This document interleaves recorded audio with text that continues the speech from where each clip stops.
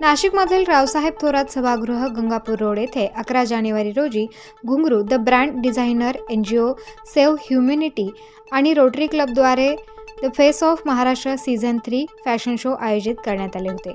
या फॅशन शोमध्ये पहिल्यांदाच ट्रान्सजेंडर नागरिकांचा समावेश असल्याने चाहत्यांची मोठी गर्दी पाहायला मिळाली। फॅशन शो दरम्यान मिस्टर आणि किड्स यांचे देखील फॅशन शो पाहायला मिळाले। तसेच विजेत्यांना पारितोषिक देऊन गौरवण्यात आले आहे। या कार्यक्रमाचे आयोजिका रसिका नुपूर यांनी आपले मनोगत व्यक्त केले। नमस्कार महाराष्ट्र, माझं नाव रसिका नुपूर, मी एक फॅशन ब्युटी कन्सल्टंट आहे आणि जो इव्हेंट आत्ता आपण पाहिला फेस ऑफ महाराष्ट्र त्याची मी ऑर्गनायझर आहे। हा इव्हेंट एवढा असं होईल ना यावर्षी, आयडिया होती पण एवढा होईल त्याचं कल्पनासुद्धा नव्हती। गूज बम्प झालेले आहेत, पूर्ण ऑडिटोरियम भरलेलं आहे, सगळेजण ते प्रोग्राम बघून खूप हॅपी झालेले आहेत। मला माझं सांगणं एवढंच की हा पहिला पाऊल मी उचलला आहे या ट्रान्सजेंडरला घेऊन। हे असं काहीतरी आज पहिल्यांदा झालेलं आहे पूर्ण इंडियामध्ये की यांना आपण प्लॅटफॉर्म दिलेला आहे, त्यांना स्टेज मिळालेला आहे।